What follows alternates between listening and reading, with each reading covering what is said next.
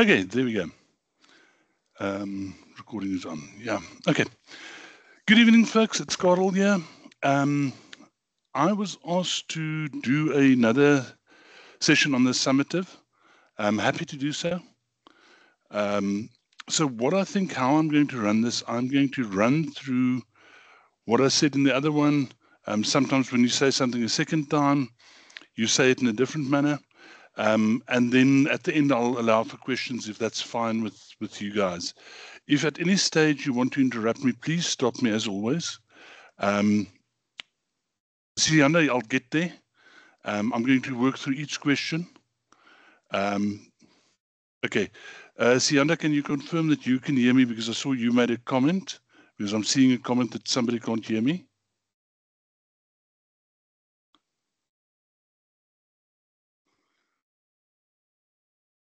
Can anybody hear me? Yes, I can hear you. Okay, thank you so much. Now, there was just somebody who said they couldn't hear me, so I wasn't sure if it's my side or their side. Okay, so as I was saying, I'm going to go through the whole thing. I'm going to do question 1, question 2, question 3. And then when I've done all of that, then I'll give time for additional questions. But please, please, please, if I say something you're not sure, interrupt me. I'm more than happy to deal with it as we go through it.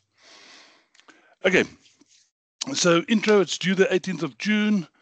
Make sure on your PAS, things sometimes change. I doubt this will change, but please just check your PAS again. You know the story, 2359. You need to have it in by. If you're late and you hand it in the next day, it's minus 15%. Guys, please don't hurt yourself that way. I've seen horrible things happen to students. Students slipping up and getting a 55, and suddenly they're under 40 and they're battling to pass the subject. And if you get to that point that you've got to think about, ooh, maybe I must hand it in late. Think of it in this manner. If you spend until tomorrow evening, are you going to get 15% more than you're going to get now? If your answer is not an emphatic yes and more than 15, just hand it in. Yeah, hand it in and take the mark that you're going to get. If you can't add 15, 20, 30% to the mark, then you shouldn't delay, just hand it in.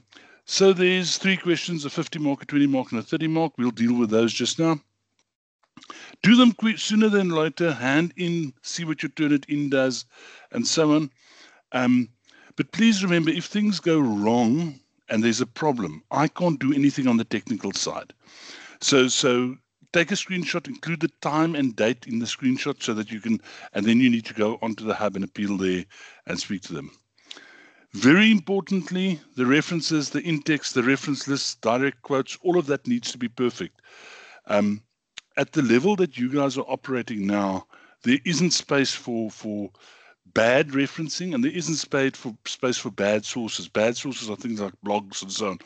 The easy way to look at this is, if the source hasn't got an author, and staff writer is not an author, if it hasn't got an author, then don't use it. And an author isn't the University of Harvard, or sorry, Harvard University. That's not an author. The business school at Wits, that's not an author. Joe Blogs, Sipho Dlamini, that's an author, right? You need to see a name and a surname, then you know, and then you need to see where it comes from. If it's Carl's blog, it's also not academically sound, guys. So please make sure that you use academically sound. And then, of course, the whole AI thing.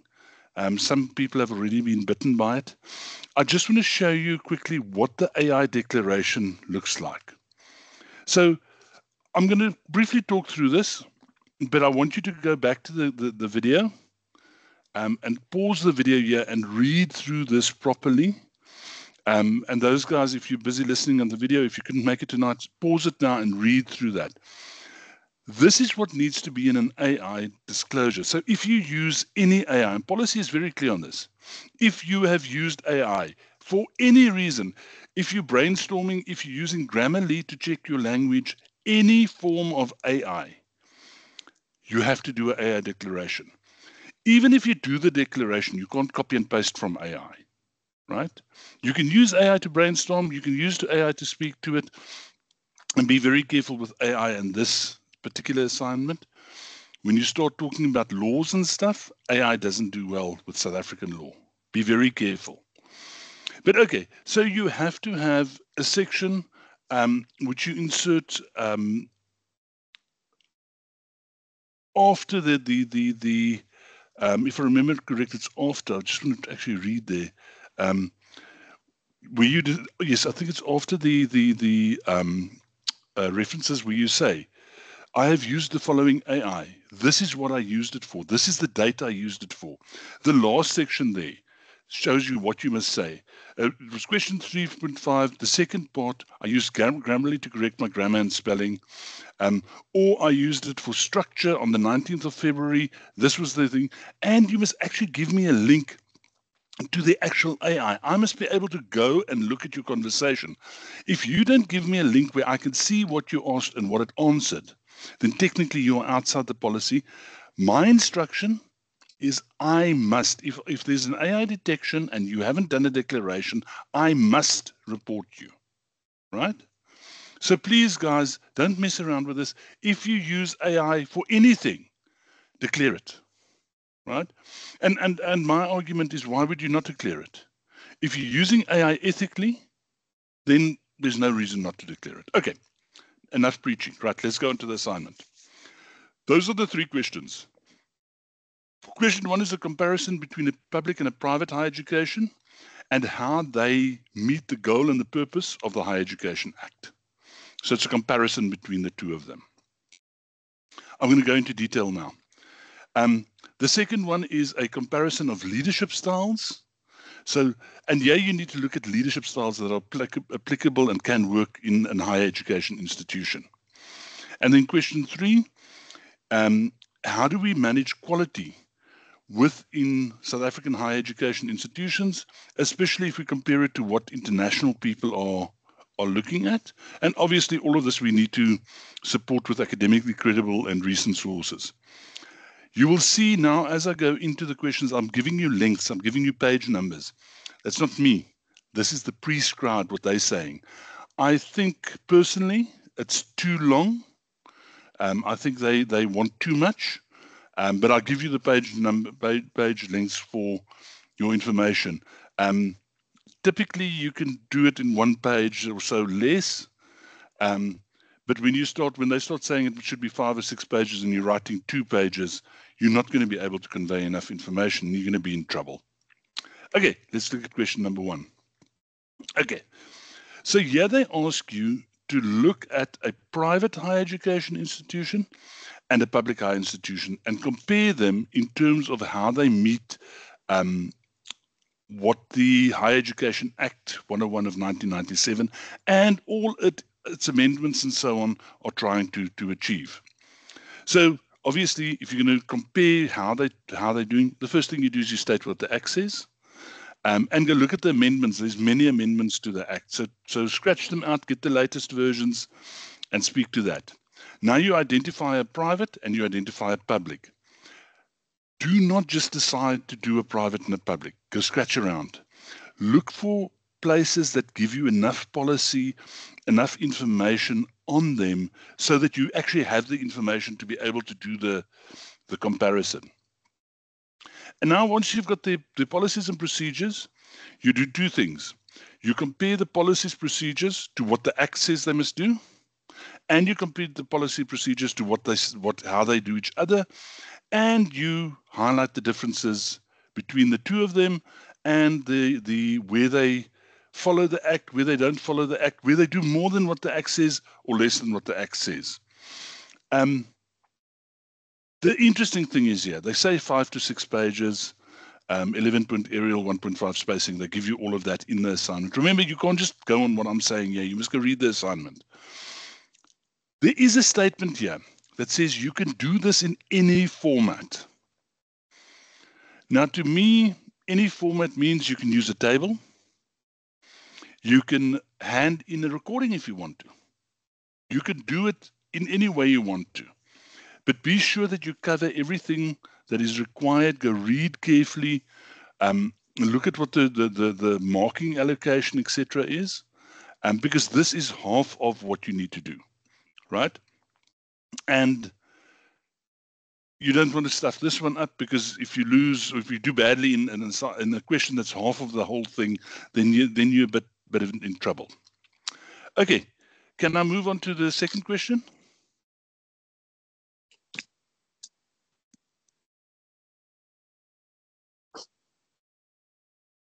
Okay, no questions. I'm moving on to the second question. Okay, question 2. A comparison of leadership styles available to higher education institutions. So what you need to look here is, you need to go look at, sorry, there's something in the chat. Bronwyn, I'll get you. Sorry, I can't always see the chat when I'm presenting. Regarding question 1, they only provide us with links. Can we not receive an example of how to reference the higher education? Not covered in links. Bronwyn, I can't recall that they actually give you links to any institutions, but you can choose any institution you want to. If you go onto the Varsity College website and you go onto the library, there's a reference guide that shows you how to reference acts. So it is all available there. And just make sure that you follow what they say. Bronwyn, we never do a reference list after each question. We do a reference list right at the end. So there's one reference list for the whole thing. We do in-text referencing, and that's my indication about where have you used which reference. There's only one reference list right at the end. Anel, did I answer your question? If you just can give me a thumbs up or a thumbs down, tell me. Yo, Anel, speak, please. Yes, thank you. You answered my question. I'll just go and have a look at the referencing guide. Thank you. Yeah, if you check on the website, guys, I can't remember exactly where. I think it's under, if you go to the student website and then look for library and just scroll through, there's a whole thing on referencing. You click there, it'll tell you exactly what you need to do. So yes, Lisa Mello, you can compare a table, you can create a table and compare on one page, no problem. But if they're giving you a 5-page max for 50 mark, or for wait, let me go back. I'm at question 2. They're saying it should be 5 to 6 pages, and it's half the assignment, and you're doing a 1-page table. Oh, I think you're going to be in trouble. So that's what I'm saying. Although they say you can do it in any format, you need to be careful about the format you use.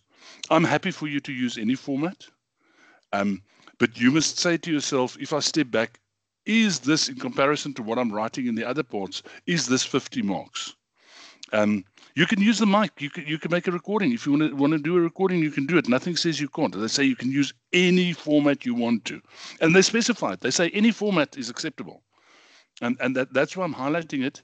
In the 4 or 5 years that I've given the subjects, nobody has yet tried anything else. But I think that this is an interesting place to try something. But I would also try it only if I know that I've got the other 2 assignments I did well in. That's just my opinion. I'm a bit cautious like that. Okay, can I move on, guys? Anybody want to ask anything else about question 1? Yes, sorry. So I just want to confirm. Sure. So if we use the website, so let's say IIE Varsity College, the website, and there's no date, is it then fine if we just do the ND, because there's not always an author that wrote the article about the mission and the vision of the company? Yeah. Okay. So those are exceptions to the rule. When I say you always need to have an author, when you're making a statement of fact, you need an author. But this question, the way it's structured, you're going to have to pull on things like websites. You're going to have to pull on the Act, and the Act hasn't got an author. So here's an exception. But I'm talking about when people start trying to motivate things, and saying, for example, it is very important that a higher education institution has good leadership. And then they quote a blog, right? But obviously in this question, because you're comparing 2 institutions, it's fine to use their websites. Just make sure that you referencing and check in the reference guide exactly how you need to do the in-text, because you don't put the whole website reference in the in-text. But when you reference it in the reference list, if you use Varsity College, for example, and you use Varsity College 3 times, you're going to put Varsity College in the in-text reference with a 1 in brackets, Varsity College with a 2 in brackets, and Varsity College with a 3 in brackets, and all are going to say no date. And then you're going to have it 3 times in your reference list because it's 3 different places on the website. I need to be able to click on your reference list and go to the website and see where you found that information. So just check how you need to do that. And the guys at the Information Center and the Online Center are very helpful. You could drop them an email, speak to them. They'll really want to help you with this. Also, I mentioned it last time and I want to mention it again. Just be cautious which organization you use and which information you use. So I work for Varsity College. Now, I know a lot of stuff. I've been a permanent employee almost 10 years, and I did a couple of years of IC work before that. Now, I know a lot of stuff. Now, I can easily sit there and write that stuff, but there's no reference for it. Also, some of that stuff is rather confidential. So think before you start saying stuff. My personal advice, and this is counterintuitive, I wouldn't use the institution where I work. Just to make sure that you don't slip in stuff that you either don't reference because everybody knows it in my office, or stuff that you shouldn't be making public. So just a word of warning there. Be cautious what you say. Okay, question 2. Comparison of leadership styles available in higher education institutions. So you need to go read about leadership styles. Look in your prescribed work, but also read wider.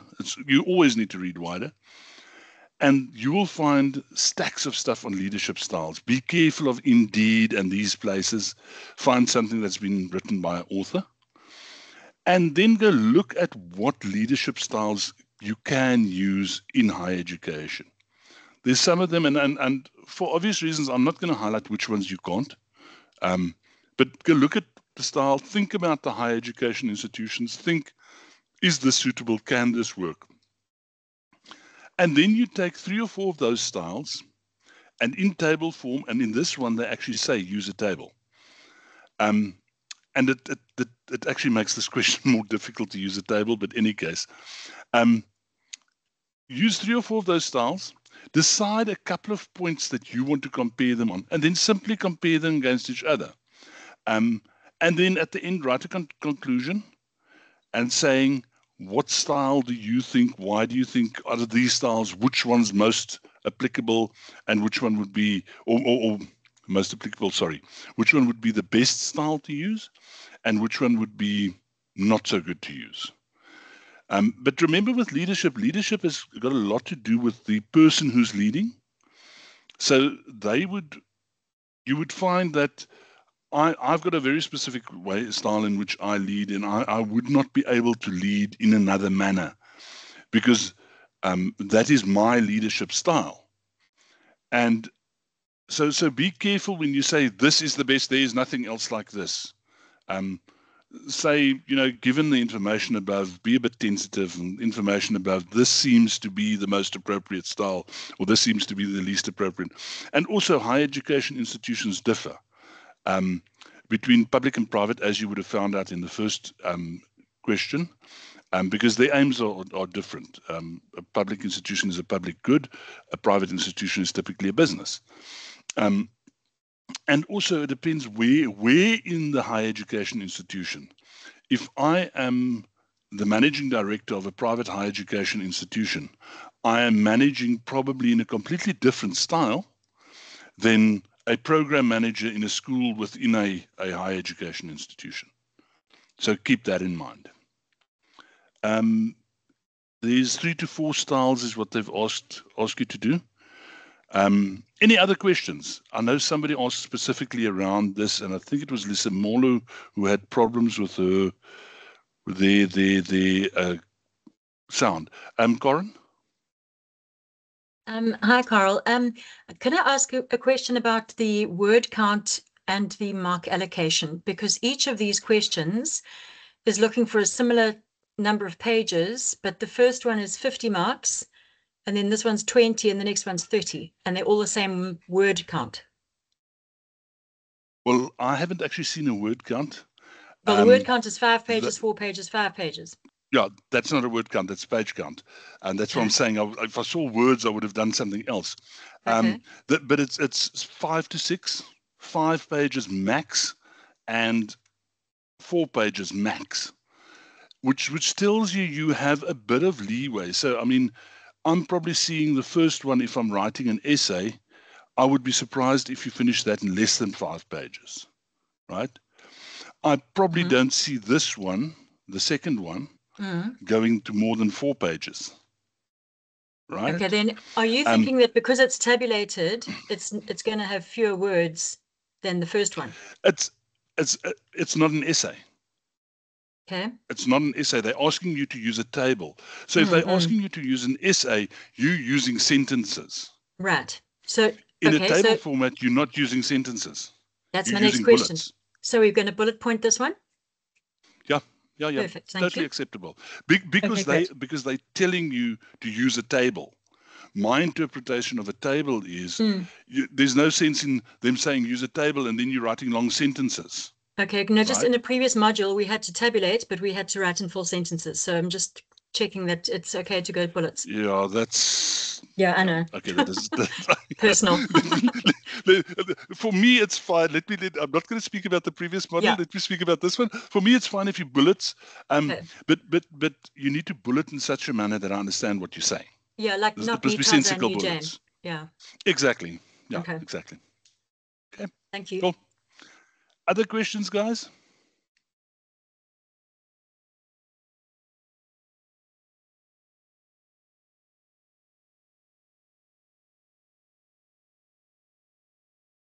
Sorry, I've got a thing in my throat again. Corin, I think your hand's up. Who's this legacy hand? Sorry, go for it. Again. Sorry, I wasn't. I was struggling to get onto the link because I had to update a whole lot of things before I got here. So I missed in question 1. When you want us to look at the institutional knowledge that we're going to need to find, what advice have you got for us? Because I don't work in a university, so I don't even have access to my own organization. How would I go about finding the type of information that I'm looking for? You don't want to use your own organization. Yeah. Okay. You want to use somebody else, and you've got to trawl through a couple of websites. Don't decide on 2. Okay. Go trawl through websites, see how deep it goes down, and see what they have available. Typically, you'll find publics have got a lot more available than privates. Right. So publics are there. It's public money they're using, so they make everything known. Yeah. Privates are in competition with each other, so they're very cagey about how they put it. So you're going to struggle more with the privates than the publics. But I would look around first before I make a decision. Okay.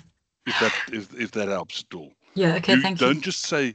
Don't say I'm going to use Mancosa and I'm going to use the University of Witwatersrand and then plow into it. And then get stuck. No, because chances are you don't want to get halfway in and then say, I don't really have enough to. I'm now going to start having to embroid too much. Yeah. So scratch around, think about what are you going to look at, see who's got what available, and then go for the question. Thank you. Okay, I see there was a couple of questions that popped up here in the chat. I just want to scroll back. What are comparing and contrasting as each different cases that do not necessarily have them?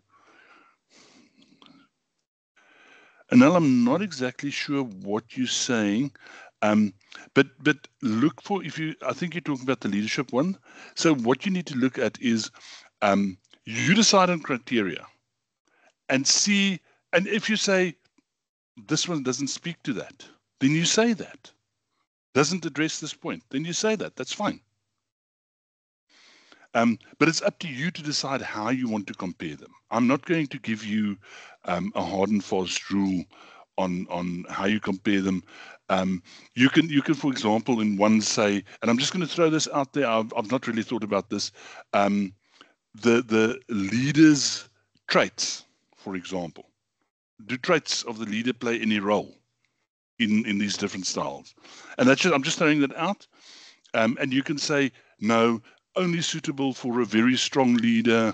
Any leadership, any traits will work here. Highly organized, needs to be very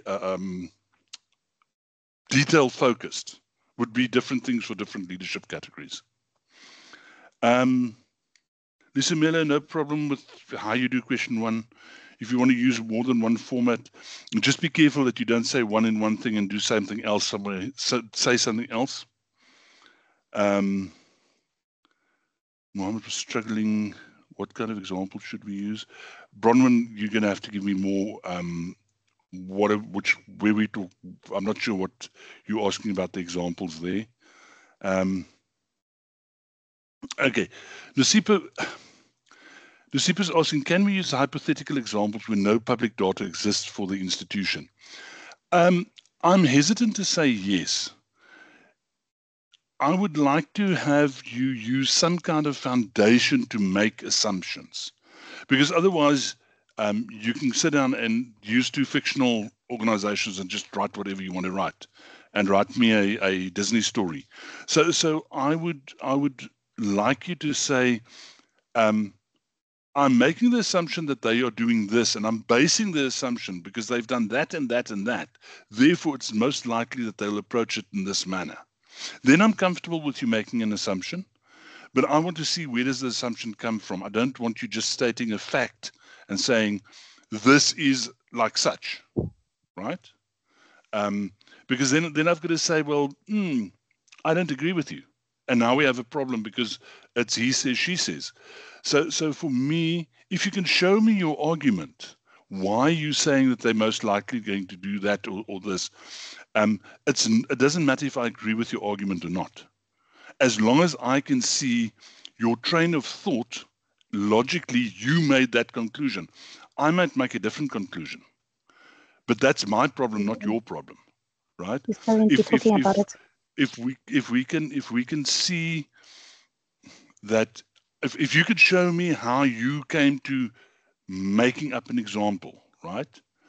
Then I'm happy. I can see the logical flow. As I say, I don't have to agree with it. I might have come to a different conclusion, but if I can see how you logically got to that reasoning, and there isn't necessary data to back it up, but you've got an argument why you're saying so, I'm comfortable with that. Leadership styles example is higher education. No, you don't have to. It doesn't call it doesn't call for examples. If you find examples, it'll be nice. It's a nice add-on. But the question doesn't say support with examples, support with sources. Tell me why you're saying that the autocratic leadership style is suitable for this type of person, for example. So support with sources, but nowhere does it say you have to use examples of specific institutions. But if you add in a couple of examples are never going to hurt you. The rubric says examples. Haven't got the, give me a second.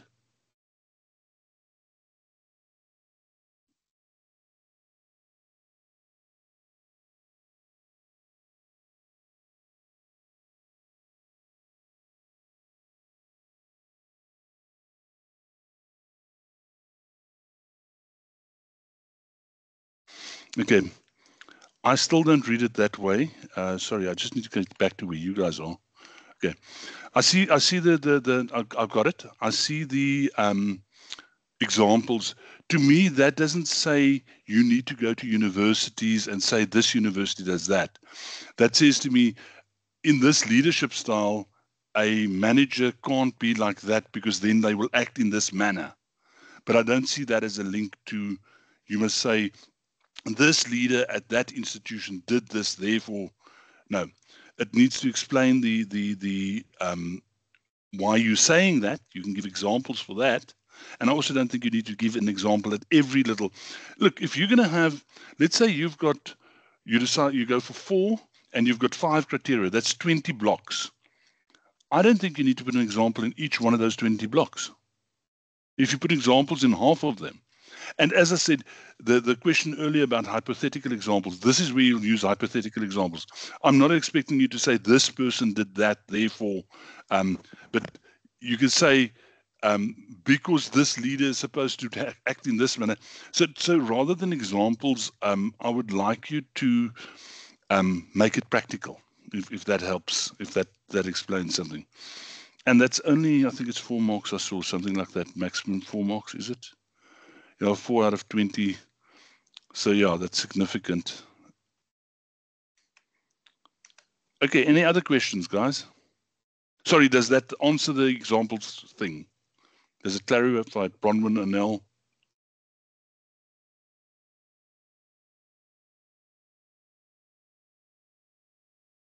I'm assuming it does. Okay, thanks. Okay, Corin, let's quickly deal with what's confusing you about the examples. Okay, hi. Because in the rubric it says that it's like 4 marks out of 20 for examples. Yeah. So are you looking for examples, and you said practical examples? So the leadership style that you're looking at, you wanted a practical example of it in the university? Well, whatever you say must be in the context of higher education. Yeah. Right. So whatever you're saying about anything and any comparison, you must pull it into higher education. So Okay. I would like to see something like, let me quickly think of something. Let's say the style is a participative style, right? Yeah. And the point that you're looking at is how do we deal with junior staff members, right? You would say something like, in the participative style, junior staff members should be consulted. Or just say, junior staff should be consulted. Mm-hmm. Example, having staff meetings where everybody is allowed to give their opinion. Oh, okay. So I think this probably ties into what Nosipa was saying, is it can it be a hypothetical example, because we can't actually be in the university and know how it manifests. That's the part that's been like scaring me, because I don't know how to find this information. No. Sorry, I was answering Nosipa's question based on question 1, not on question 2. Right. So on question 2, you just have to say, how will it work in a university? How does this leadership style play out in a university? So everything that you do, you need to go from the theory to the practice, and our practice is always higher education institutions. So that's what I'm talking about, examples. Okay, so for instance, in my case, I'd be using my imagination because I'm not in a higher education institution. And I could tell you now, even anybody here that is in a higher education institution is going to be using their imagination, because remember something, everybody in this room is working for one person. Well, everybody's typically working for one person, and that person has got a leadership style. So you're exposed to one style. You're not exposed to 4 or 5 styles. And that's the point, that you go look at the styles and understand how these styles would play out within an institution. Okay. Right. So everybody's going to be thumb sucking on this one. Make sense? Yeah, thank you. As much sense as it can. That does help. Thank you. That's okay. Yeah. Yes. So you've given away a secret there. But yes, any information you can use,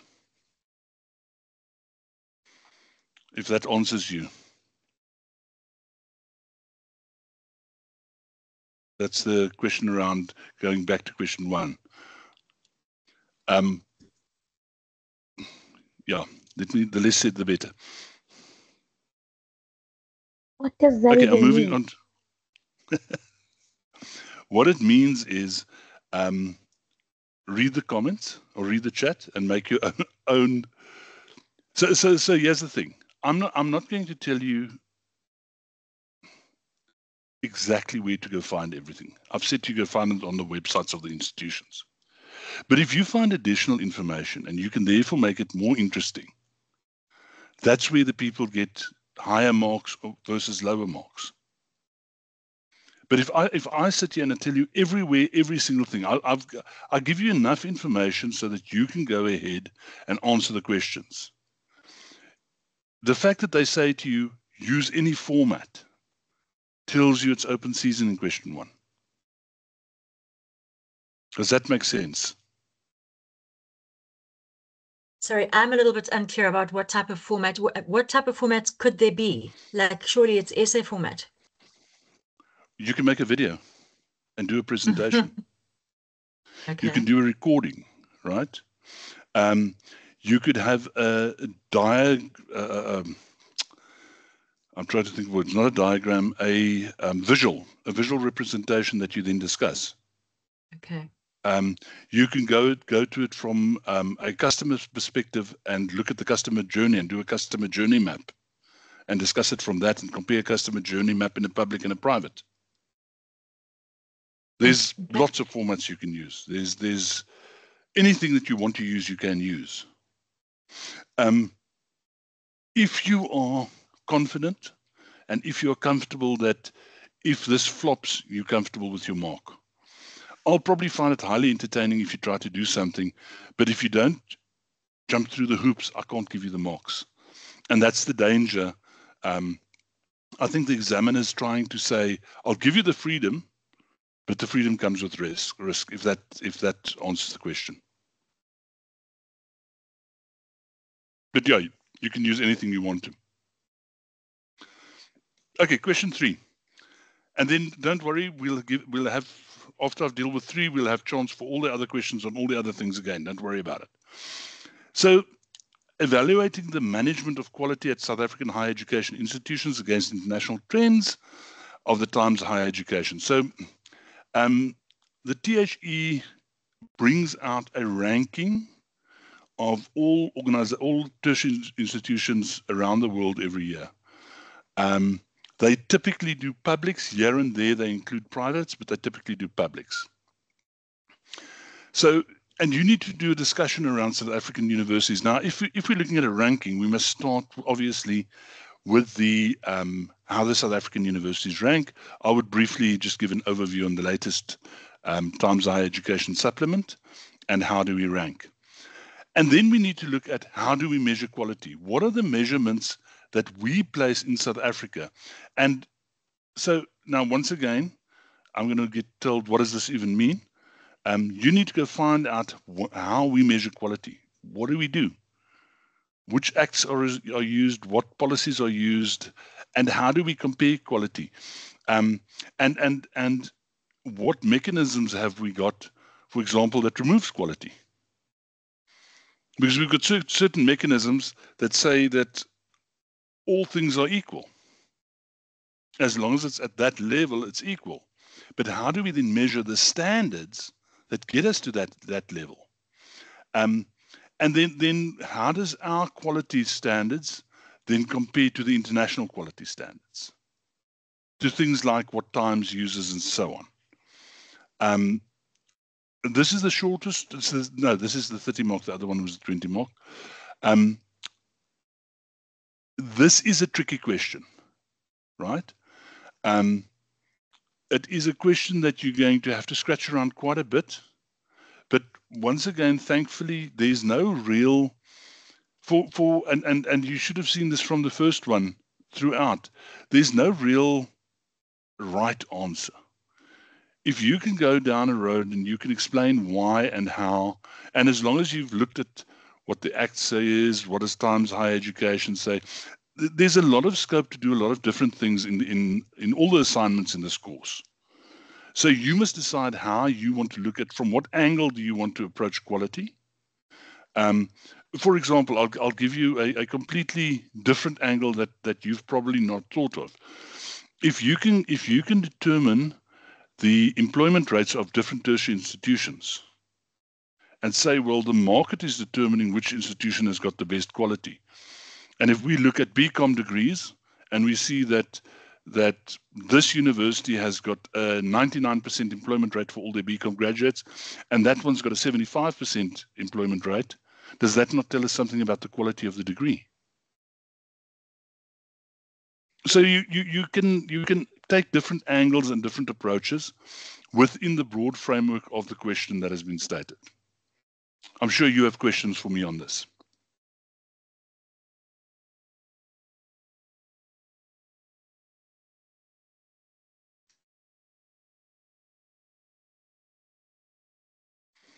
Okay, no questions. Or have I stunned you into silence? Go for it, Corin. Hi. It's a bit scary for you to say we must go and scratch around and find something. Could you perhaps even give us a starting point? Is Yes, that just the THE? I did. I The did. THE. You start with the THE. That's it. What mechanisms do we use in South Africa?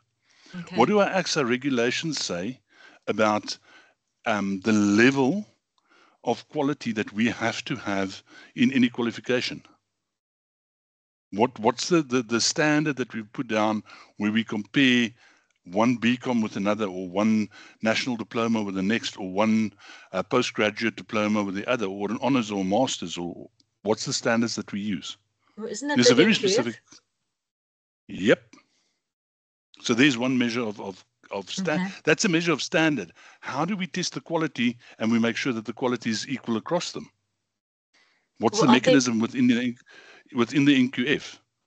Aren't there quality assurance bodies and processes that they put them through? There we go. Okay.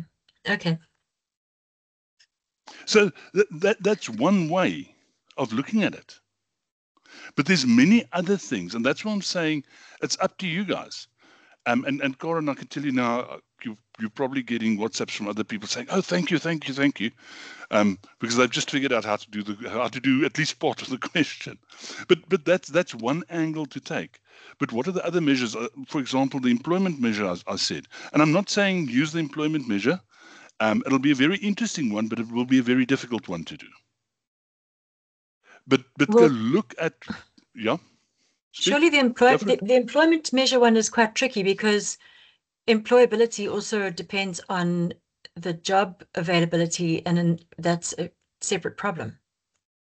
That is a separate problem, you're quite right. But it also includes more than just the quality of the qualification, because it looks at your hidden curriculum within your institutions, for example. It looks at the type of person you produce. Because I can tell you now, the type of student that walks out of the Cape Town campus of Varsity College and the type of student that walks out of the UCT campus in Cape Town, both with the same degree, are two different people. So there's a whole lot of things. That's why I'm saying the employability one comes with interesting things. But I don't even think you'd be easily able to do it because of the data that you're going to need. But that is a way of looking at quality. And there are many other ways as well to look at quality. The safe one is to look at what do our acts say, what do our regulations say, what is the legislative framework, and what do we then use to measure quality within those contexts.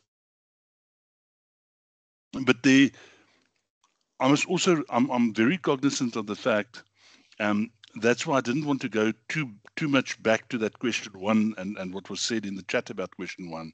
I'm very cognizant of the fact that there are people that are simply trying to pass, and there are people that are going for distinctions. And that's where the difference lies between the two. It depends how deep you go, how wide you go, and what interesting other things you bring outside of what is the normal run-of-the-mill.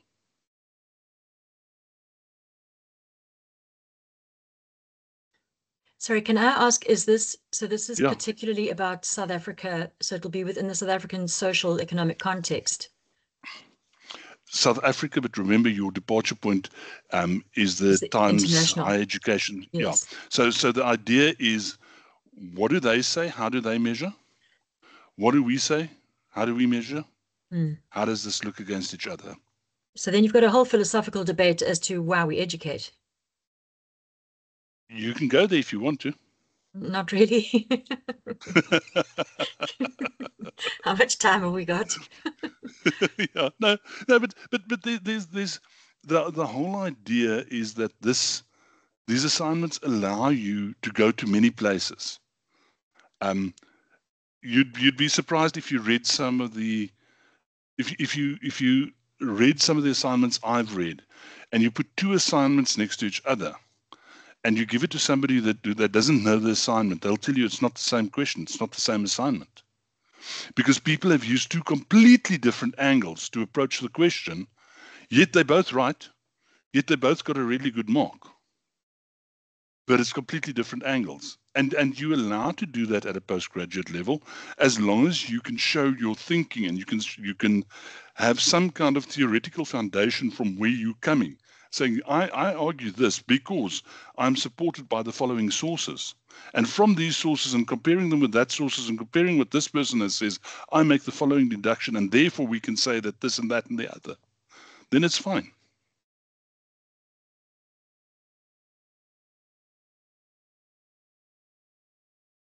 Guys, I want to mention this, and I'm not closing the floor for questions, but I want to mention I'm out of the office as of the morning of the 16th of June. I've got a lot of marking to do, so I'll be behind my laptop most of the weekend. But as of the public holiday, I'm out, and I think you guys have then got 2 or 3 days left. So if you, what I would suggest, if you're concerned and you think you might want to ask me questions, do me a favor and do yourself a favor and go write outlines of the 3 questions for yourselves. As soon as I'm assuming most people will only really work on this over the weekend. But on Saturday morning, sit down and write some outlines for your questions. So you have a sense of where you're going with the question, see what crops up, and then send me a couple of questions if you have them, just so that you know you're getting me to answer them by Sunday afternoon, because Sunday afternoon, I'm probably packing up the laptop, and the laptop's not going with where I'm going. I hope I don't have signal. So I can't, even if I wanted to answer, I wouldn't be able to answer. So please make sure that you think through this and send me questions sooner rather than later.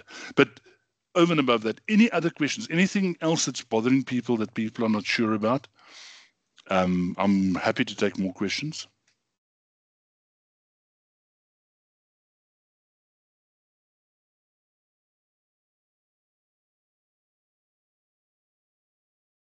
Okay, does that mean we can call it a day? Anybody want to ask anything else?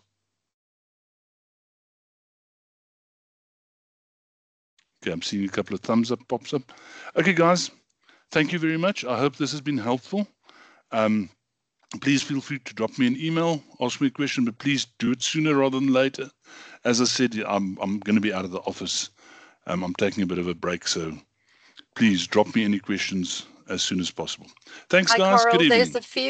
There's a few questions in the chat. Oh, sorry, I didn't scroll down further. Okay, basically we explain why we say certain things, not examples. Thanks. Do we need to break down all the? No. If you're going to break down all the Times Higher Education, the THE rankings, all the metrics, that's an essay on its own. So take the ones you want to look at, and think about how you're going to look at us measuring in South Africa, and look at those type of things, and then bring in and then measure. Just bring those metrics into game. You can write a whole essay just on that one thing. So I wouldn't use all of them. Refer only to global, should we also consider BRICS and African ranking? Nasipa, you can use the BRICS ranking and the African rankings as well. It wouldn't be a bad idea, but be careful that you don't get embroiled only in rankings, and that your whole focus is ranking. You need to come from that and say, what does this mean to us? How then do we measure locally, and how does that then compare to the other measurement styles and the other places and what they measure?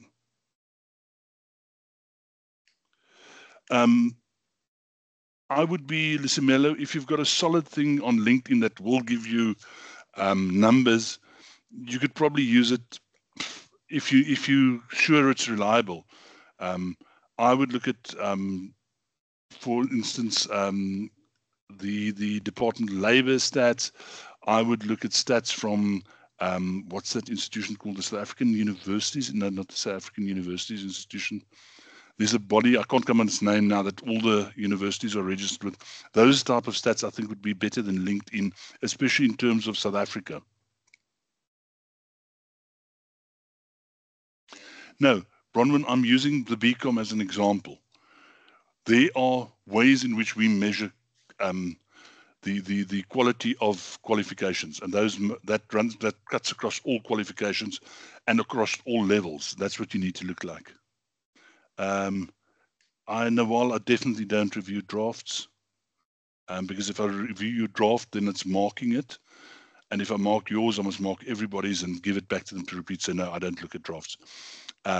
If you're struggling to say something, you can ask me that, does this paragraph or this sentence convey the following thing? Or I want to say this and I'm not sure whether I'm conveying it. I'm happy to look at that briefly, but I'm not going to look at your whole assignment and give feedback on that. Bronwyn, this last thing I think would definitely be an essay. I don't think this leans towards a table or another format. This would be an essay. Okay, sorry about that. I didn't realize it. Normally it auto scrolls and it wasn't auto scrolling, so that's why I didn't see the other questions. Thanks for. I wasn't sure who tipped me off, but thank you for that. Okay, anything else, guys? Anything that I said now that triggers new questions?